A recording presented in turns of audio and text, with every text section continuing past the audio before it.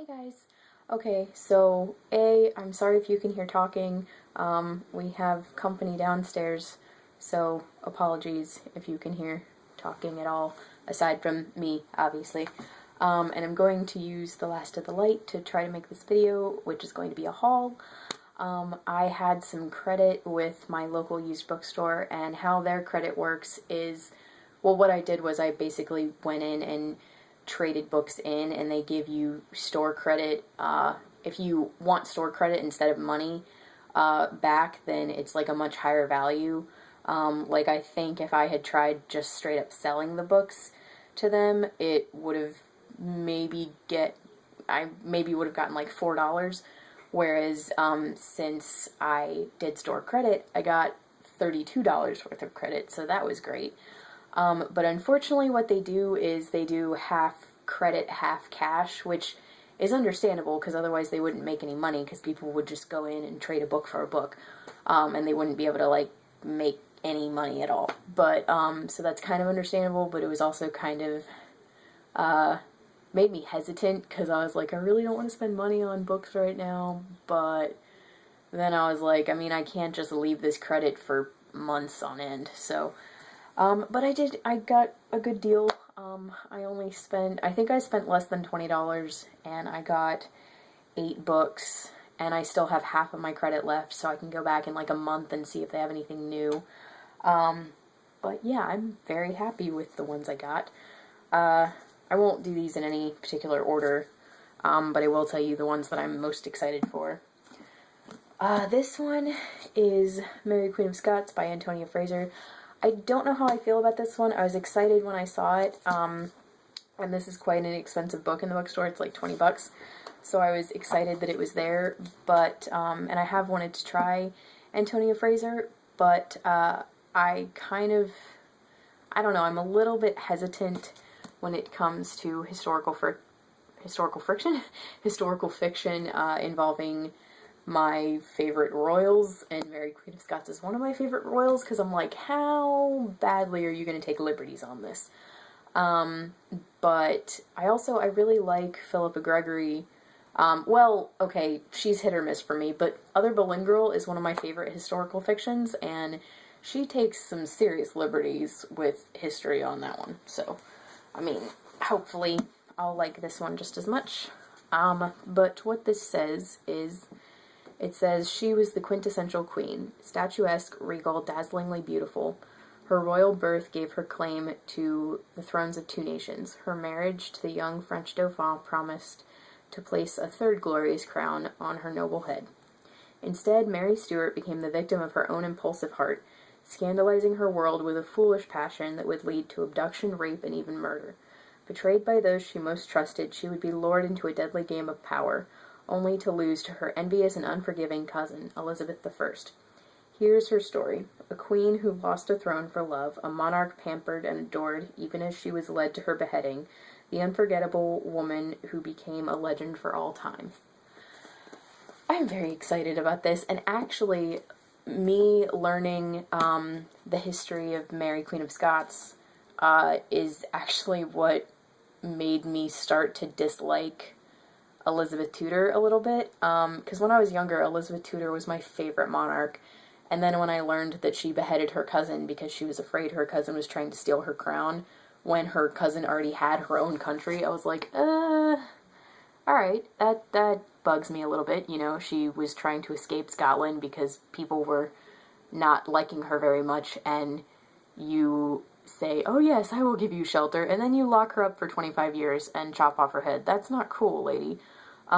So, yeah, but, I still like Elizabeth Tudor. I think she was still a really strong monarch, aside from what happened with Mary Stuart, and I love Mary Stuart, and Queen Victoria is still my favorite, though. Queen Victoria, I like her a lot, but, yeah. Recently, I've been getting really into Mary Stuart as a monarch because I love reign. I know that they mess it up so much, and it's so historically inaccurate, but I don't even care because I love it.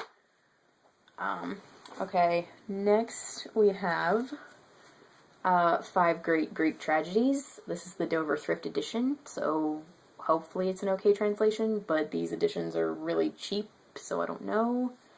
But it includes Oedipus Rex and Electra, which I already have Oedipus, and I've read it, but I have not read Electra yet, so that's exciting. And it also has Medea and Bacchae by Euripides, neither of which I've read, so that's fun. And then it has Prometheus Bound by Aeschylus? I never know how you're supposed to say his name, but I really love the story of Prometheus, so I'm very excited to read that. And yeah, very excited about these. And then, the complete English poems of John Donne. My friend introduced me to John Donne introduced me to his poetry, not the person, obviously, last summer, I think.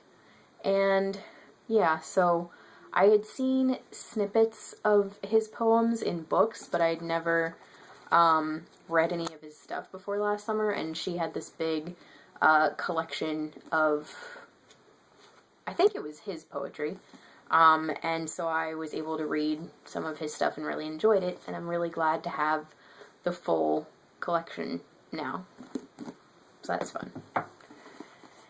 And then we have Daisy Miller by Henry James. I am so excited that I found this little edition, because every other edition that I've seen, they've all been the Penguin Classics ones, but they've all been bind-ups of this with another work of his, and I always ended up already owning that other work. I think, no, there's this in Washington Square, but I don't really want to read Washington Square. It's a really depressing story, and I don't want to read it.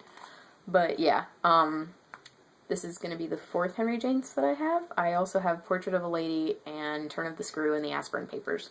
So I will add this to the list. And here's what it's about. It says, traveling in Europe with her family, Daisy Miller, an exquisitely beautiful young American woman, presents her fellow countryman, Winterbourne, with a dilemma he cannot resolve.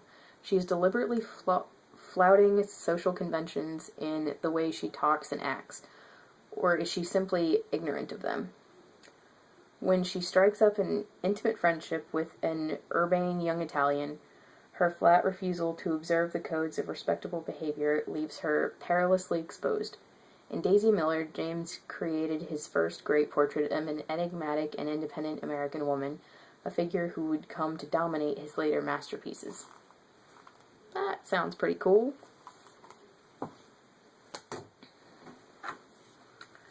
And then we have Ovid's The Metamorphoses. I always want to say cis, like metamorphosis, and it's like, no, that's Kafka. That's not him. So, yeah. Very excited about this. I've wanted to read this. I've debated getting this from Barnes & Noble for a little bit, and this probably wasn't that much cheaper. But this edition looked really cool, and apparently the translator, it's translated by Horace Gregory, and apparently he's quite well known and very smart. So that's good that this is apparently a good translation. And this is Ovid's telling of the Roman and Greek myths. Let me see. It says it is the first attempt to link all the Greek myths before and after Homer in a cohesive whole to the Roman myths of Ovid's day.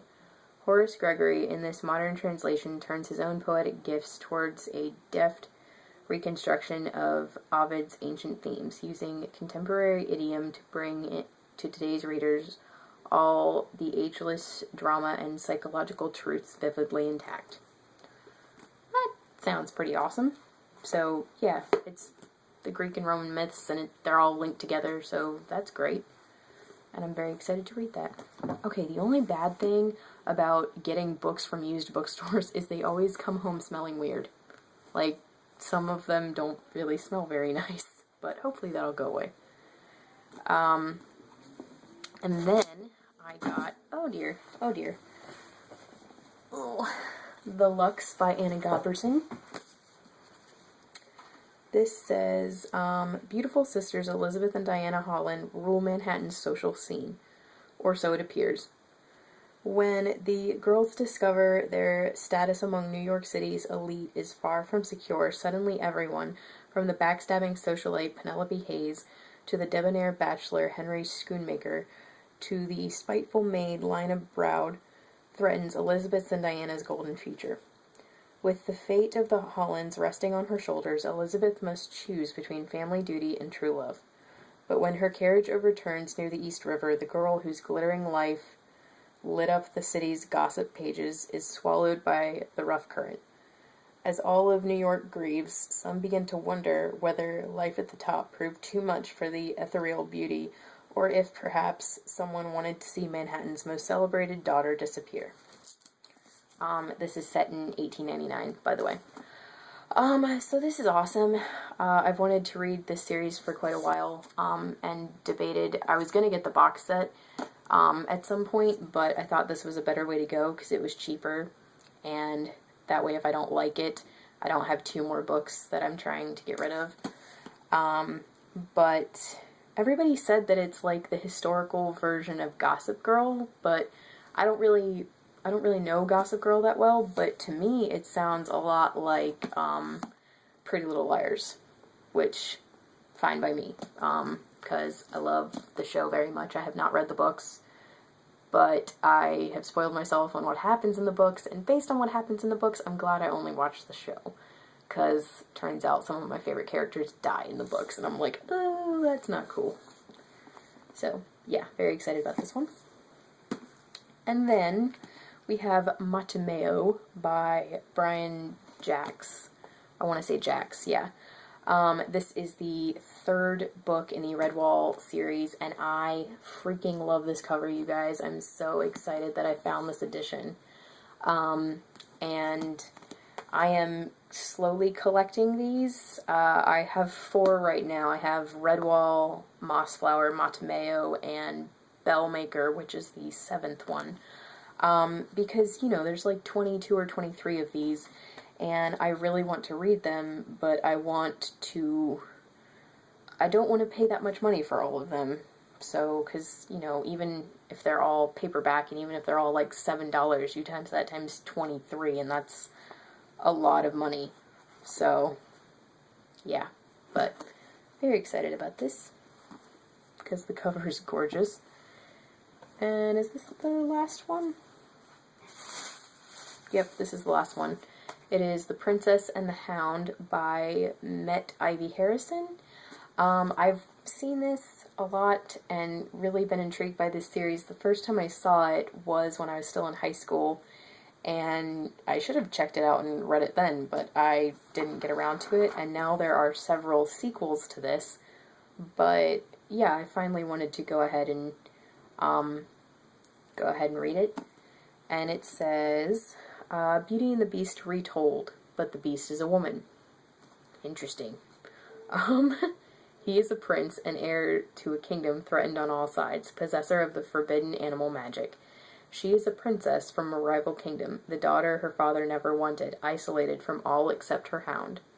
In this lush and beautifully written fairy tale romance, a prince, a princess, and 2 kingdoms are joined in the aftermath of a war. Proud, stubborn, and bound to marry for duty, George and Beatrice will steal your heart. But will they fall in love? That sounds good. I'm really excited about this. And any kind of Beauty and the Beast retelling, I don't care. I will read it. I've especially been really into that recently. I've read Beastly. I've read a Beauty and the Beast ebook that was actually kind of terrible. I've read Subtle Beauty, which was really good. So very excited about this one. Okay. Thank you guys for watching. Sorry this video was kind of long. Hopefully it will upload, because, yeah, if it's kind of long, I don't know if it's going to, but hopefully. Thank you guys so much for watching, and if you want to know anything more about any of these books, or if you've read any of them, please tell me what you thought down in the comments, and I will talk to you guys later. Bye.